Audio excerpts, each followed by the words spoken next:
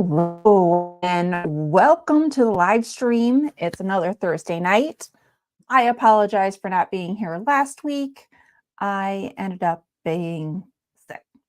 So on our live streams, we go through comments, we do a midweek check-in, and then I have something that I share, something that I want to highlight. So this week, we're going to start with the comments. If you are here live, you have any comments, go ahead and put them in the chat and we'll talk about those. So the first thing I want to do is go through some of the comments that came up through on the channel within the last couple weeks. And I want a big shout out, big thank you to all of those of you that have subscribed. I'm thrilled to hit that 400 subscriber mark. It's emotional. I never thought I would have this many people watching or caring. And I know with the numbers, I can see more people are returning and watching that aren't subscribed. So I appreciate if you are subscribed. I appreciate every one of you for commenting and being here to support me on my journey. And so let's get into some of the comments. So some of the comments that I had this last week had to do with like my weight gain from the previous couple weeks and my little bit of loss this last week. And I really didn't care about the weight gain when I have the inches being lost. And it's not like I'm gaining weight and gaining inches, but I know some of the comments had to do with exercise and doing high intensity exercises and cardio. So I know myself, high intensity exercises and cardio do not work well for me. I found that out when I tested things out with a CGM last spring. So for those who don't know what a CGM is, a continuous glucose monitor that you wear on your arm and it monitors your glucose levels. I found when I did cardio and high intensity interval training, my glucose levels would go up and increase and stay increased for like a few hours. It was worse than eating a meal with some carbs or even some chips. I had chips that I would eat that did not have the spike that I did with cardio. So for me, that does not work. And I just recorded a video today about my whole journey for this whole year and how I all came to where I am, and did an overview of the last several years of as I was gaining weight. And I had a lot of realizations. I've learned a lot about myself this year. And a lot of it has to do with the CGM, different materials that I read, and the different testing that I had done. And that has helped me along my journey. So I thank you for that. Another comment talked about, adding salt because I had headaches. I was adding salt. I tried electrolytes. I assumed that it was an electrolyte problem. So I was already taking electrolytes because I was sick for 4 days, just drained, no energy, 2 days, and then just headache for 2 days. And I assumed the headache had to do with being drained and needing more electrolytes and not drinking enough. So I was already taking electrolytes and adding salt, and it wasn't working. And I took Tylenol. Yes, I know Tylenol is nasty, but I needed to get rid of this headache because I needed to get in the vehicle and drive. I wanted this headache gone. So it helped a little bit, but it did not eliminate the headache. And I only had the Tylenol to be able to get me to that drive with the family and back, and no more. But I'm feeling fine now. That's all great. Wonderful. I love it. And some of the other ones had to do with counting calories. Everyone has different opinions on those. I also talk about that, what I learned through my journey this year. So I'll have that posted. I will finish editing that and have that posted on Saturday. And thank you for those who commented, checking to see if I felt better, checking to see if the girls feel better. I appreciate that, and give me different tips on different foods to eat and different treats. And we're talking about eating ahead of time before the holiday, how I ate beforehand so I would not be tempted or as tempted. And that has really helped me. So I do have tips for that coming up. All right. And I had a comment about one of the other things that we did today was not today, this week was grinding deer meat. My girls were grinding deer meat. We were cutting off different parts that we weren't going to be using. I was throwing in the dehydrator, so for the dog, for food and treats, and they were grinding meat up. So that was a great experience to have them go through that process and processing our own meat with that deer. So we only had one deer that we got. So far, deer hunting season's not over, but we only have one. I'd like to have more, but I don't have the freezer room. So there's problems there with that too. All right. So that covers most of our comments that I had highlighted for the last 2 weeks now. All right. So midweek check-in, I just want to know, yes, I am feeling better. My kids are feeling better. Thank you again for checking in on us. And I appreciate those comments. As I said, we had that deer. They did most of the work because it was like the last day of was starting to feel better. So they did most of the work for the grinding the deer and cutting everything up.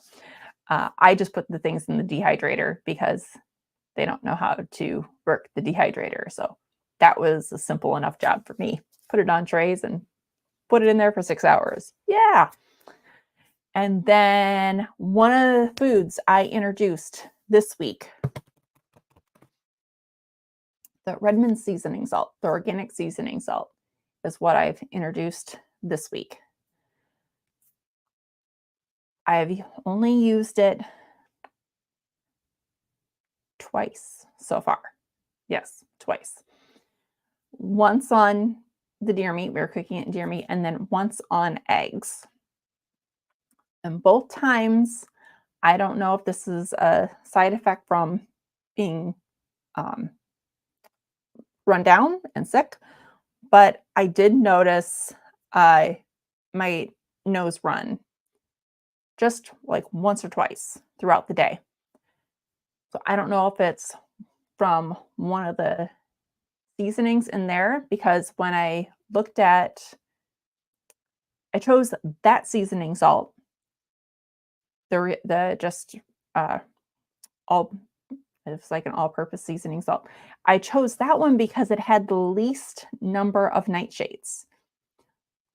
So I might take that one out and try a different one that has different nightshades in it to see if I have the same reaction and go back. So I'm testing that out. Again, I'm really not craving the seasonings like I did. Now, when I had the deer meat, my boyfriend seasoned it, put way too much seasoning on. I only need very little, especially after having so many months of no seasonings. I'm amazed. Like I was like, oh, this is overpowering. And then my daughters had it and they're like, oh no, this is fine. I'm like, okay, it has to do with the fact I haven't had any seasonings in a long time. So any little bit of seasoning or spice just feels like overwhelming. So I am going to wait and see if I have any issues with nose drips or anything the next couple days. And if I don't, I'm going to try some of the seasoning on my eggs again and see if it happens. Because if it does, then there's one of the nightshades in that seasoning I'm going to have to take out and I'll try something else. So trial and error, we'll see how things go. All right. And share and highlight. So I think that's all I have for the updates for this week. All right. So I want to share, since we have Christmas coming up, I want to share holiday planning. And what's funny is I have 12 tips to stay on track. Now, this is different than the 12 days of Carnivore Christmas that I'm doing on my YouTube Shorts.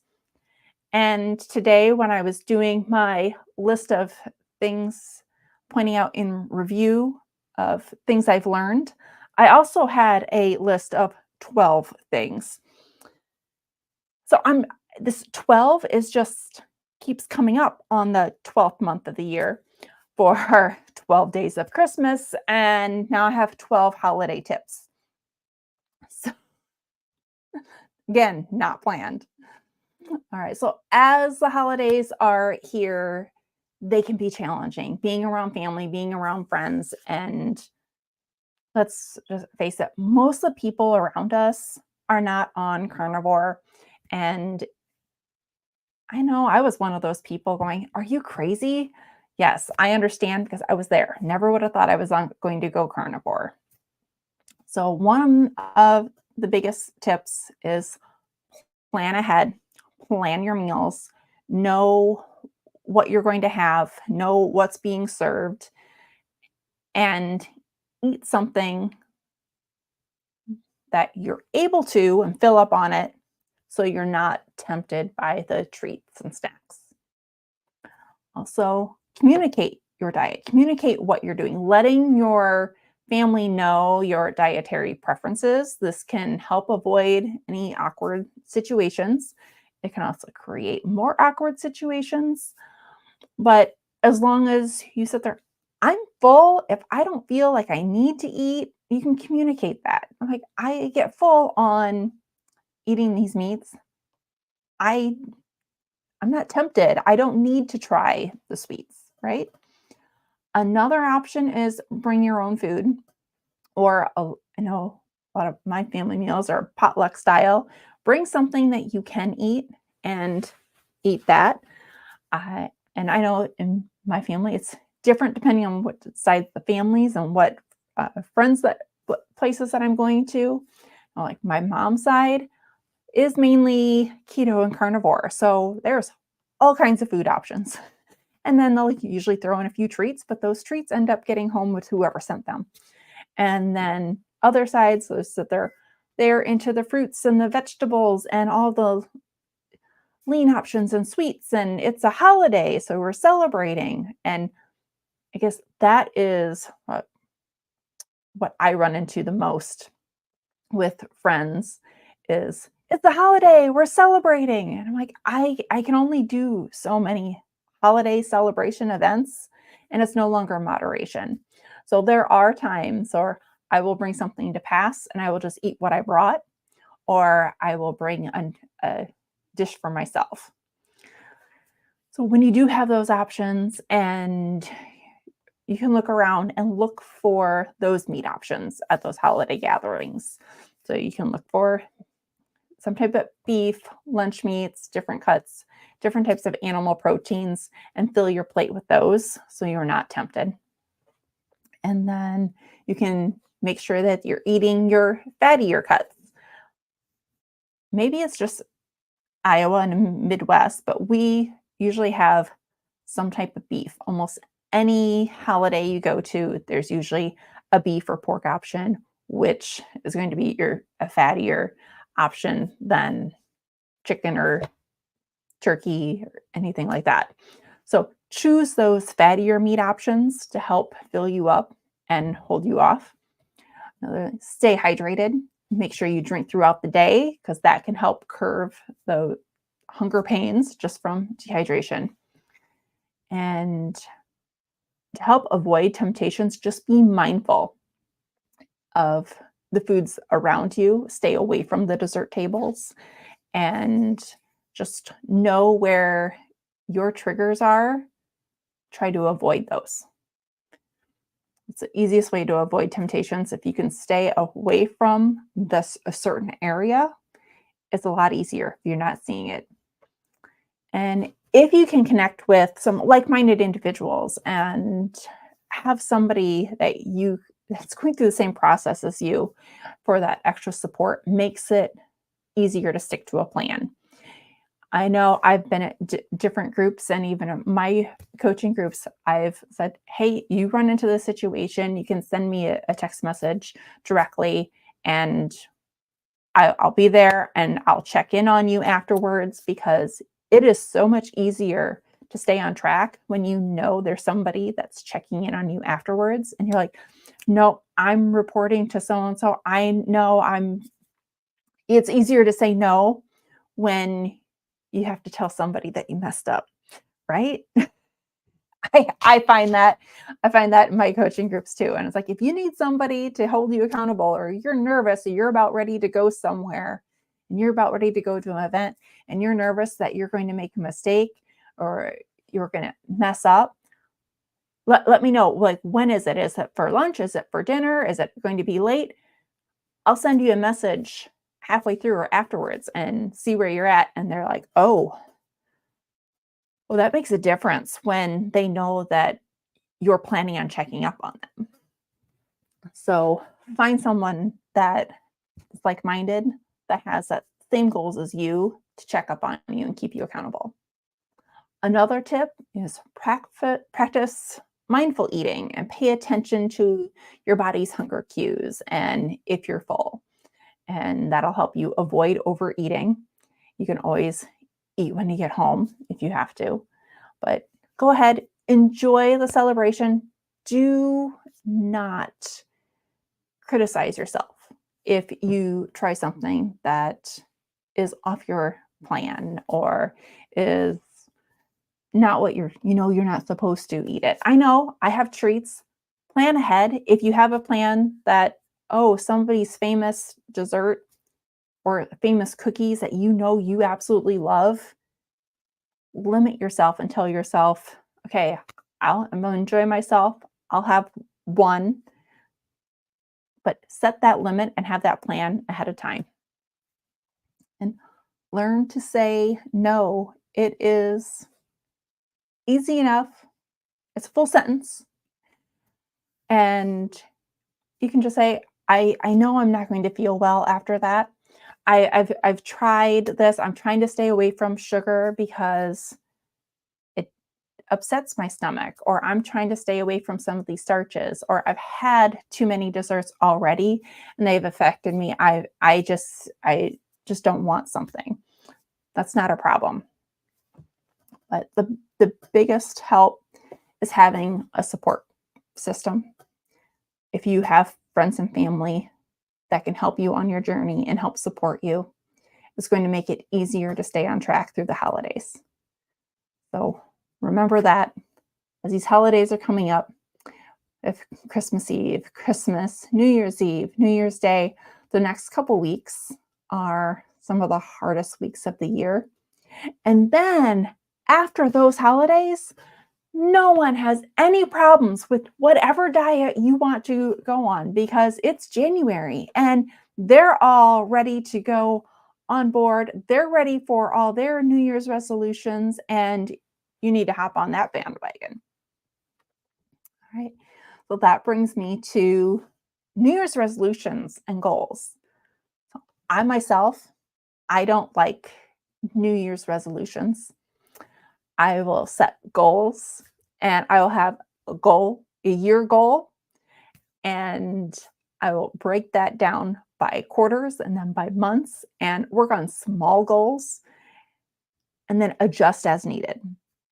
So if you've been following me for any length of time, I've set some goals, some exercise goals, some fitness goals, and I've had to make some adjustments.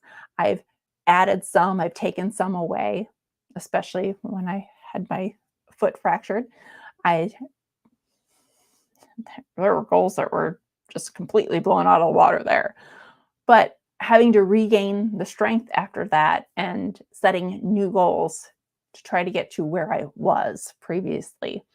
Well, it's the same. I do this same thing. And actually, this year, I've lost more this year than I have in the last five or 6 years. I've gone last year, I didn't lose any weight at all year, but I didn't gain either. And that's the first time in the previous, I think it was 5 years, those previous 5 years, I gained. And I was trying to get help from doctors and Clint. So I had goals, but I learned a whole lot this year. So there'll be a video coming out Saturday for you to catch up on that and see what it all was that I had done that was really eye-opening for me. But my goals for this next year, they're all really health related. I learned a lot about my mindset. I always have to think and prepare, right?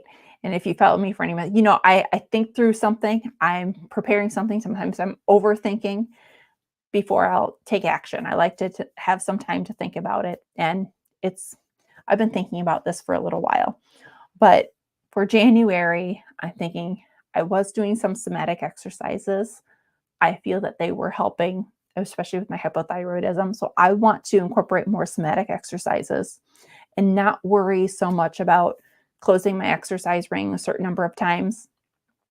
I want to focus on the somatic exercises and my sauna goals and increasing my sauna goals and the time in the sauna. And I'm going to continue with my step goals and getting those step goals in. And then I'm going to be monitoring my fat and protein. So that's what I'm looking at for this next year, just based off of what I've learned so far. Now, will there be adjustments? Yeah, depending on what happens with my blood work when I have to do it again to test my thyroid panel this next time. Depending on what those results are, will determine what I'm going to do. And there'll be some adjustments. So overall, I want to improve my health for 2024. And how I do it will be different than it has been for 2023 because it's been a wild ride and it's going to be a different ride, but I'm hoping it's just as successful. So thank you for joining me, and we will see you on the next video. Saturdays when I'll have the video ready talking about my whole overview of 2023, not just carnivore, but what I was doing before that.